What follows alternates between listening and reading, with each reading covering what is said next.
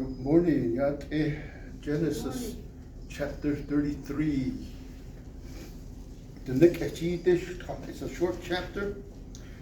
The number of verses gives me an idea how long to go.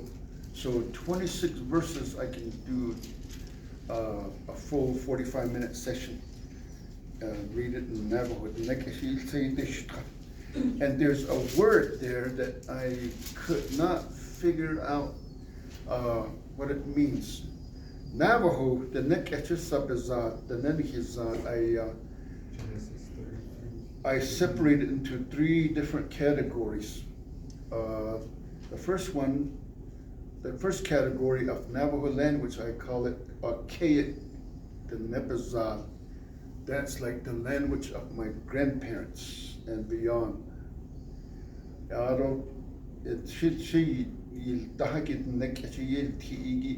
call it the middle Navajo. And the new language, the Navajo, I try not to be critical. Some of them are non-words, right? When you hear somebody give a speech that's supposedly Navajo, I'm like, huh? Anyway, I'm trying not to be critical, but there it is. I call that the Neo-Navajo. So I think this was written somewhere between archaic and middle Navajo. So this word, I could not figure out what it is. So Genesis chapter 33, I'm going to talk about something that I have no business being in, which is reconciliation. What does it look like? Reconciliation. It's a beautiful story in the middle of ugliness. Next week, we're going to go back into the ugliness. But for now, it's like a little ray of sunshine. There's still dark clouds, but the sun is shining right in this chapter.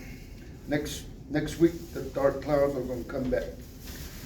And Genesis chapter 33.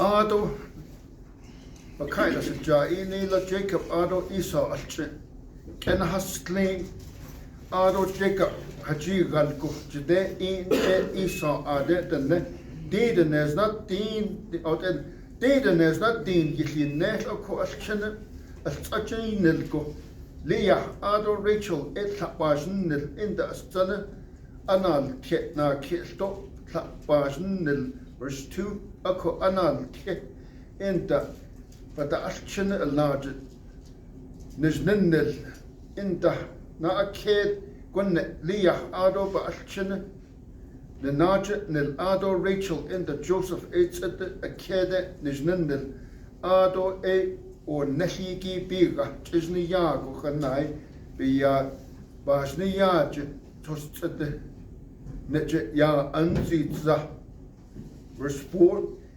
the Esau Hadahil would go Hazanas Chit Ado has Akut Ajasa Jicha Ado Esau Haji wasn't a son in the Aschin Yilsago and Aisha Bekahigi Hay Adat Ako Ajin Nanal Aiba Aschin Edigin God Jo Bai Benin the Ligi Adat a Coco Astan Dal Kepata Alchinayil, a hundred Achitni Keko, Ya Adat Za Ado, Leah Ba Alchinayil, a hundred Hachitni Keko Sto, Ya Anadat Za Ado Bekitch Joseph in the Rachel, a hundred Nana Asgo, Ya Ananat Za, verse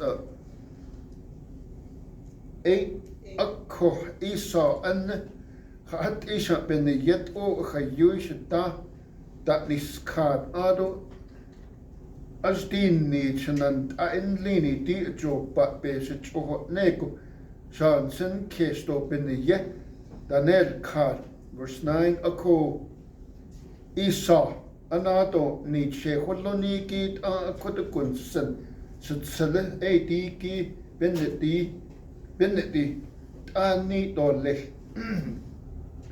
Ako Jacob Adini Dota Nanoshka a job but be Shchoha Niniki, Neshwashorlata, Naden Aniki Edo, Neto Benia, Ntile, Digin God Beni Sanahalenko, Neni Yilsa Sha Neshwajo, Ash Wadananos Kashape, Akewajatli. Na den anigin din nishale edigin ga yesha jos ba she hodloni git a kude kushil biga ado be. Here goes that word. I couldn't even pronounce it.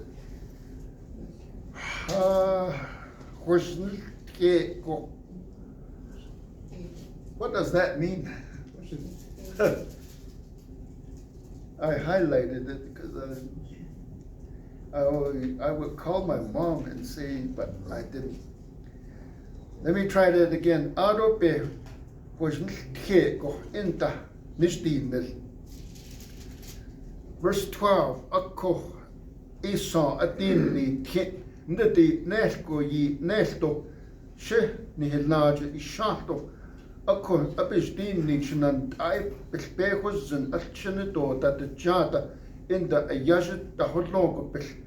Ishnel akol la ajita trilko the nes card got da as to the no nes ha isha shanan in lini nanal I belaje na nes akos Syrian de shanan I baniyaj shalni in da shaalchin abikehiko ye nesto verse 15 Akko Esau adini Kaisha the net Beshnash Kaigi Shat Nishan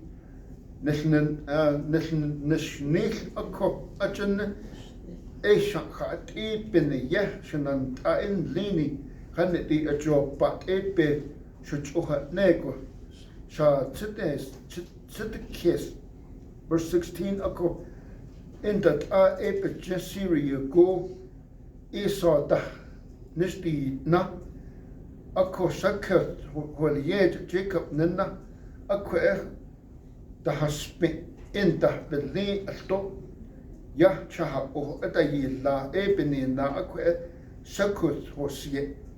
Verse 18 Ado Canaan Kayaki Shekim Kinhal Alj Ado at Ego Jacob Jenna Payden Erim Waliede Njo Neshko Ekinhal Ahigi Bigaki Hanupal Nisnindel Akko Hanapal Nisnindel Yegi Kayahla Njisni Shekem Bijer Hamar Wel Ye Ban Jisni Enes Natin Peso Bekent Nisnindel Akko Et Baka Na Innihi Achil Nago El Elohi Israel Wal Yedo Jedin Nela. There's 20 verses.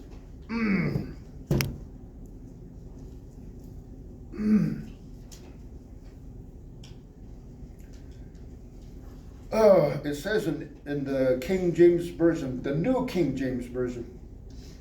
Now Jacob lifted his eyes and looked, and there Esau was coming, and with him were 400 men. I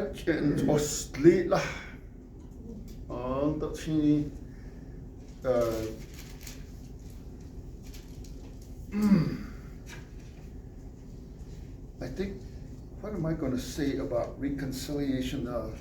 There's sometimes a story where somebody's in trouble and help comes from an unexpected place. Like in our own Navajo stories about Chaco Canyon, there's a Nahuishbi took over that area and he enslaved the people, but help came from an unexpected place. It came from the animals, the wild animals. The wild animals,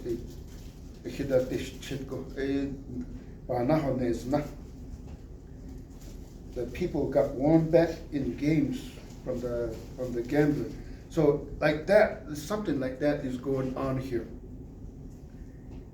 Esau was coming, and with him were 400 men, so he divided the children among Leah, Rachel, and the two maidservants. In prior chapters, Esau was a tragic figure. There was like darkness and anger and all that things that are associated with him. And he's the reason why Jacob had to leave his hometown. And he put the maidservants and their children in front.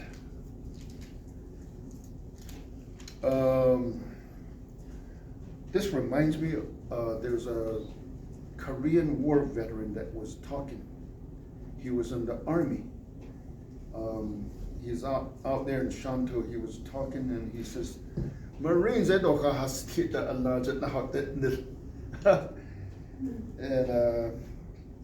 so something like that is going on. The servants and their kids are up front. Leah and her children behind. Although Rachel being the principal wife, it was more a protected position with Joseph. And Joseph is the favorite child. Joseph is going to go from Padan Aram to Judah and down to Egypt. Then he crossed over before them and bowed himself to the ground 7 times until he came near to his brother. I read some Bible scholars and they said this is not really bowing down to the ground. It's just bending at the waist. Us as Navajos, we have no idea how to bow. And there's some kind of cultural thing that is going on there.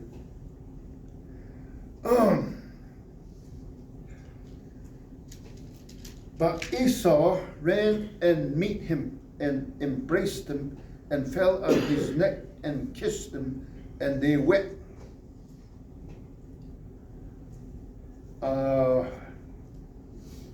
For 20 years, Jacob had been practicing what to say to his brother, also to his father Laban.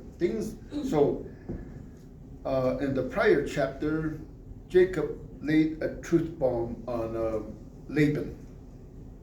All 20 years of pent-up anger, and round 1 went to him, and round 2 went to Laban. So Jacob here is he's probably considering how is he going to meet back with what's going to happen when he meets his brother. So he probably had a speech prepared, and so that's what's going on right here. The picture that I know in the New Testament, what picture best is like this in the New Testament? Anybody? The picture, the parable of the lost son. The father ran to meet his child, and he embraced him and kissed him. I don't really know how to unpackage everything.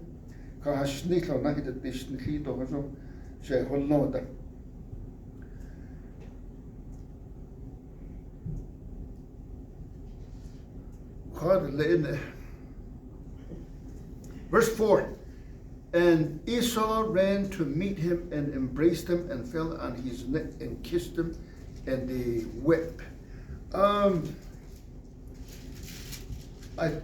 In the near Middle Eastern culture, the men of that time, they have a certain dignity. They can't allow themselves to be seen running. It has twin the dollar with the idol set to yen has adan. But here Esau ran to meet him and embraced him and fell on his neck and kissed him, and they wept. The same thing with the weeping. Men, they had a certain dignity where they cannot be seen weeping. In our culture, we kind of like that. been we all back from weeping, so so and he lifted his eyes and saw the women and children and said, "Who are these with you?" I'm trying to get into the psyche of Esau. He was a tragic figure, but now he is acting on behalf of God. It seems like he's not acting on behalf of God, but I think that's what he's doing. However, God dealt with him within those 20 years. This is a different Esau. Who are these with you? So he said, the children whom God has graciously given your servant. And the maidservants came near, and they and their children, and bowed down. And Leah also came near with her children, and they bowed down. Afterward, Joseph and Rachel came near, and they bowed down. There's some sort of ceremony going on here. I really don't know. Then Esau said, "What do you mean by all this company which I met?" And he said, "These are to find favor in the sight of my Lord." But Esau said, "I have enough, my brother. Keep what you have for yourself." Apparently the 400 men that is with Esau, that make him a chieftain of some sort in that area in the southern part of Judah, in a place called Seir. And those 400 men, I don't know how he collected them, but he had a small army. Maybe these were Isaac's men. Maybe, I don't know who they are. It's just, so,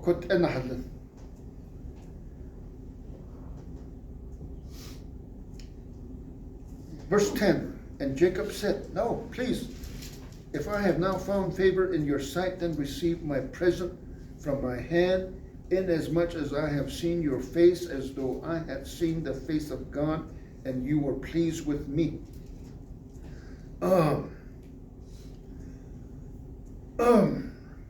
In the Hebrew, I mentioned it twice before, in the Hebrew language,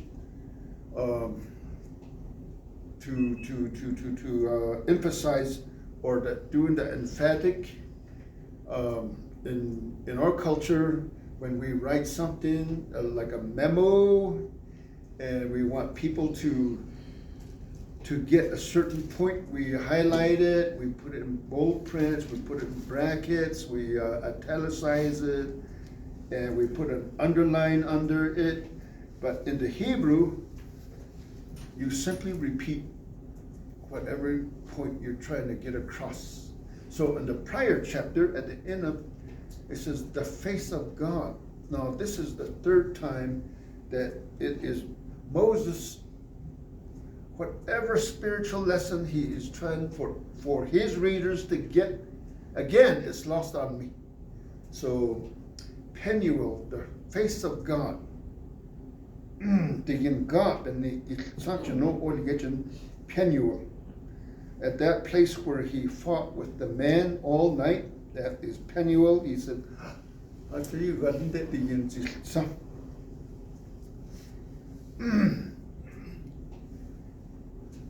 Verse 11, "Please take my blessing that is brought to you, because God has dealt graciously with me, and because I have enough." So he urged him, and he took it. So apparently this word that I'm trying to pronounce is urge. Yeah. Gift giving. Whenever there's animosity between two people, different cultures do different. You can tell one person would give a gift. If the other person takes it, you can pretty much universally get to know that there's going to be peace. But if the gift is rejected, right, you know that it's just going to create more animosity. because the gift giver is going to get offended, and the recipient is going to get more offended, right?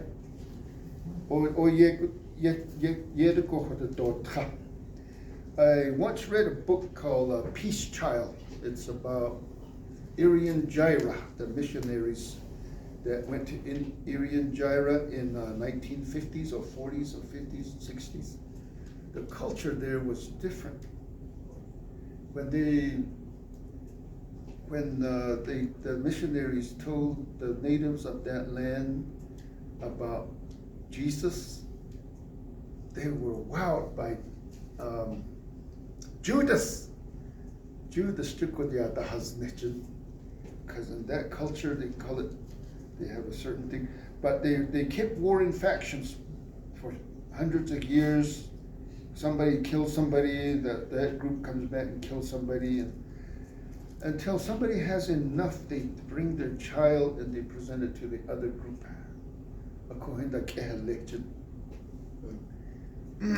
So the missionaries, they taught the message of Jesus Christ, that Jesus is our peace child.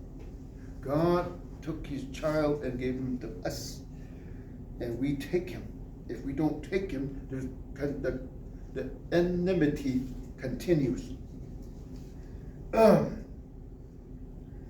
Verse 12, then Esau said, let us take our journey, let us go, and I will go before you. But Jacob said to him, my Lord knows that the children are weak, and the flocks and the herds which are nursing are with me, and if the men would drive them hard one day, all the flock will die. If you have sheep, you probably know this, because sheep and goats, when they eat, right, they have to lay down somewhere where it's nice and comfortable for them, and they have to chew the cud. I understand they have two stomachs. First they eat, and then later on they bring it back up and they chew it again before they put it in the other stomach. So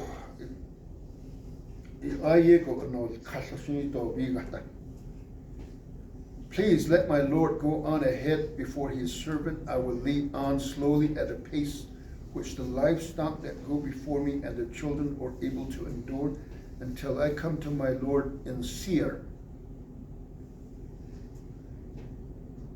And Esau said, now let me leave with you some of the people who are with me. But he said, what need is there? Let me find favor in the sight of my Lord.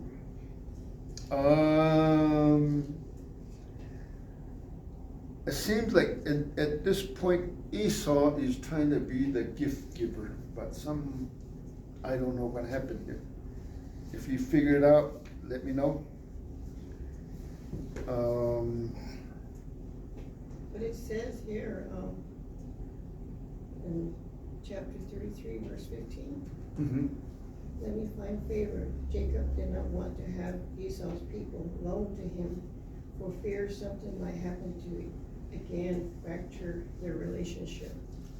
Yeah. Way years ago, me and my wife, we decided together that if I'm asked to speak at a certain place, and you know how people give the speaker money, I said we decided we're going to work and depend on ourselves, and we won't accept those. And I got invited to speak at a camp meeting in Gray Mountain, and I did that, and I never got I said, me and my wife determined this years ago, and so they said, so what do we do with the money? And I said, to this day, I haven't gotten invited back yet. Anyway, all your cohorts are. But after that, I talked to one of my Bible teachers, and he says, go ahead and take it, because it's a blessing to the giver, it's a blessing to you. So, all this and this idea of reconciliation. Verse 16, so Esau returned that day on his way to Seir, and Jacob journeyed to Succoth.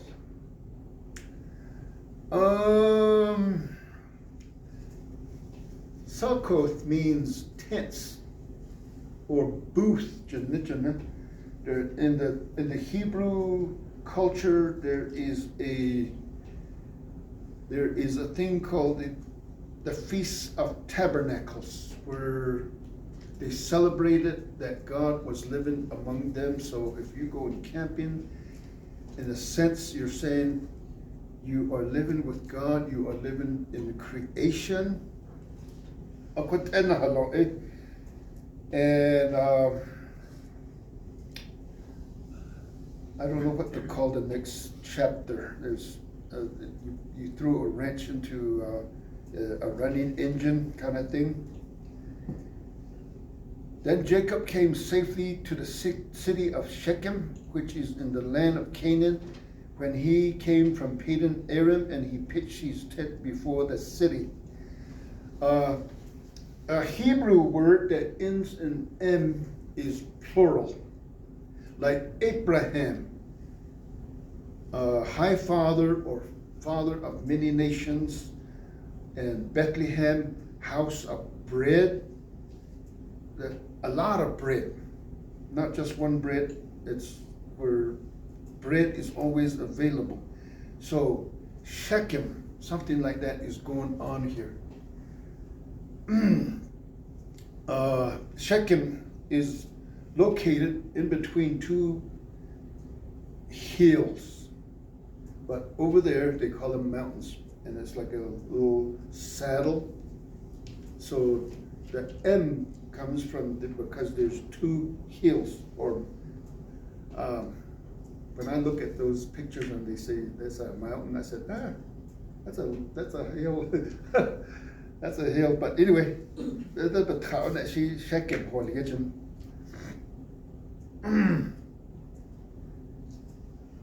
Which is in the land of Canaan, when he came from Padan Aram, and he pitched his tent before the city.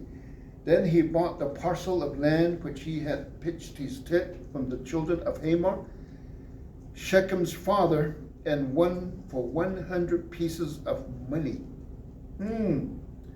I failed to look into that. Where's the part where he says he built a house?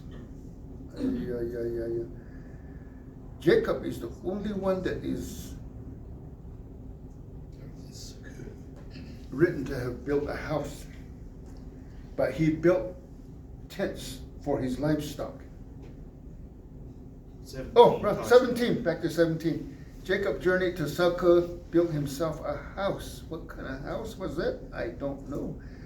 And in my mind, the people of this time, they don't live in houses, they live in tents. But here he is, he built a house.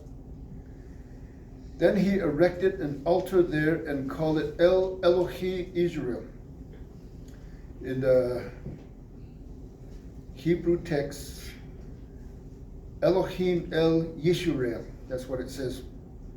In the translation, the El and Elohi is kind of dyslexic. they switched it around. Okay. So reconciliation.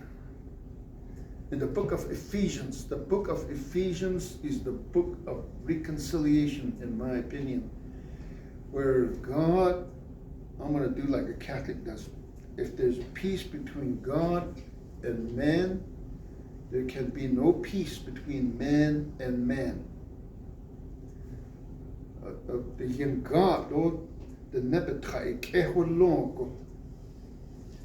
Did I say it wrong? I think I misquoted, I misread.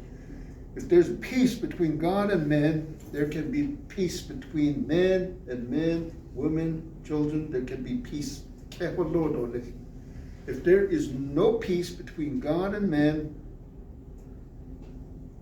peace between human beings, man and man, women and women, it's impossible.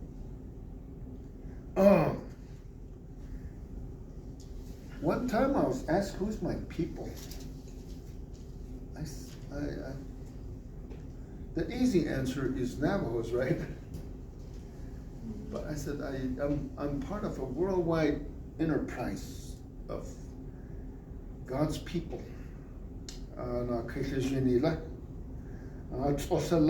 India, Russia, anybody who calls on the name of God through Jesus is related to me.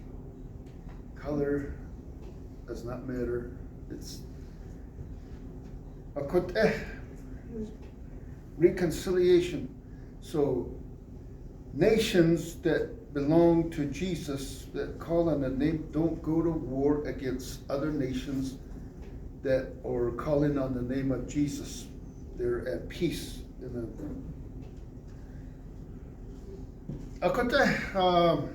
Any questions, insights, disagreements?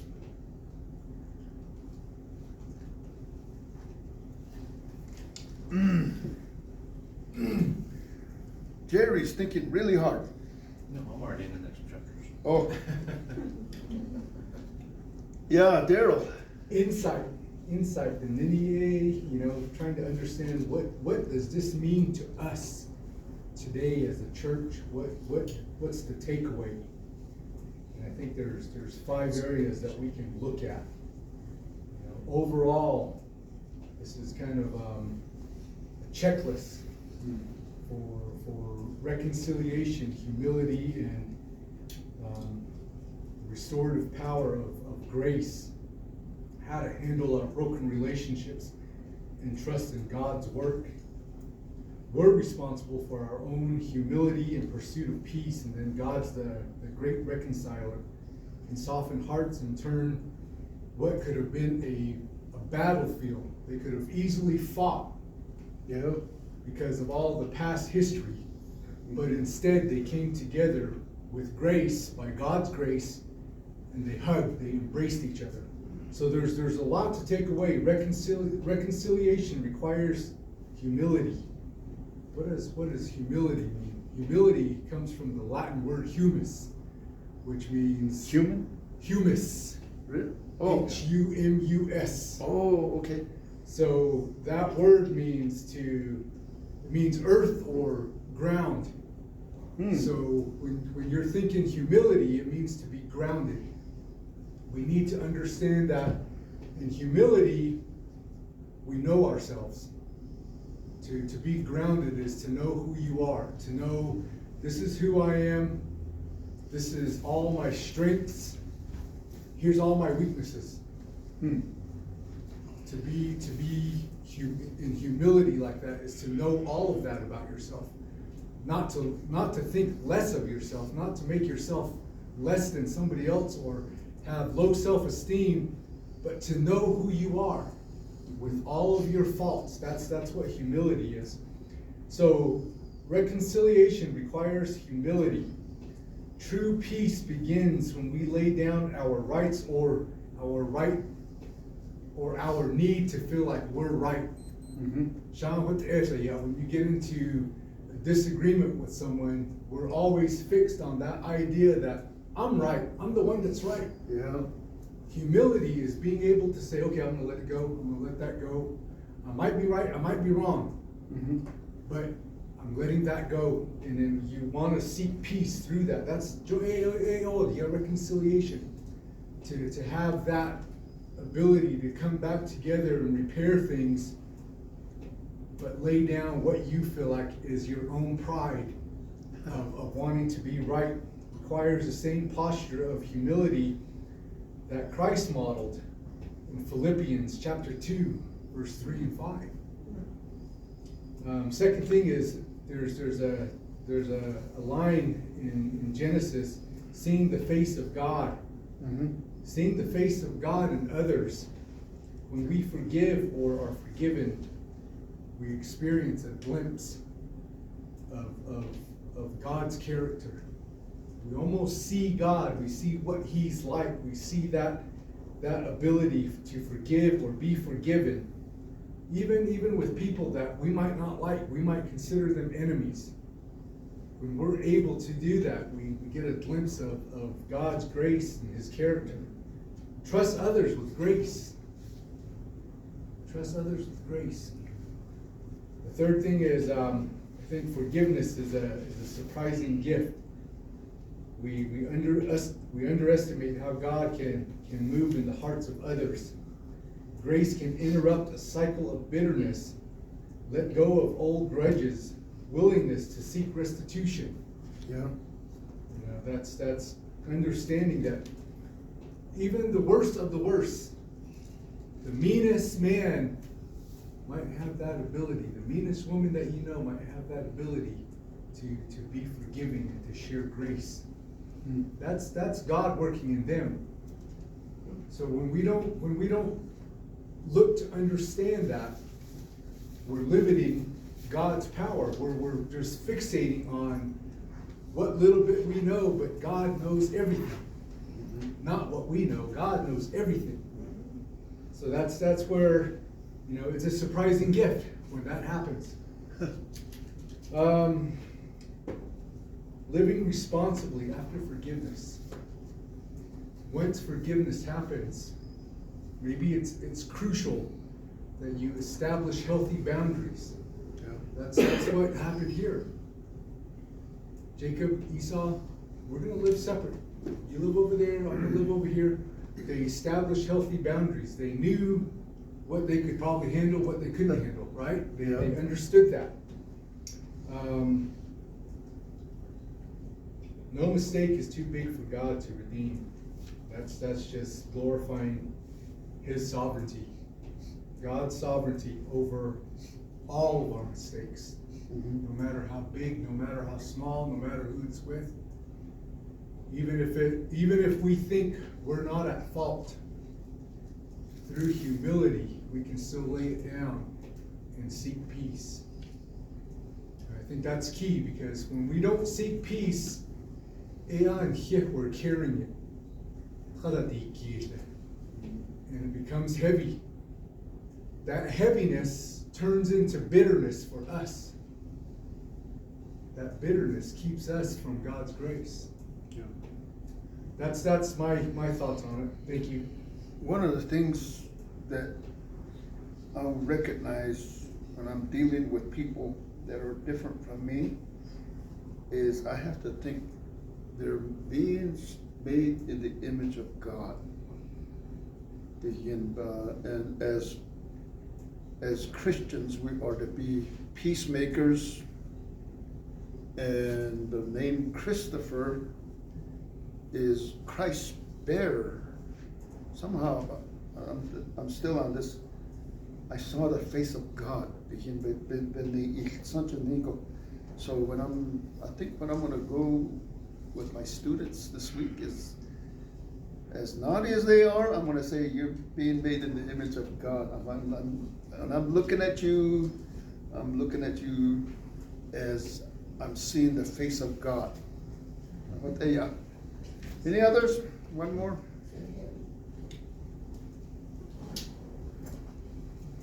I caught that. I'm gonna put it in my pocket.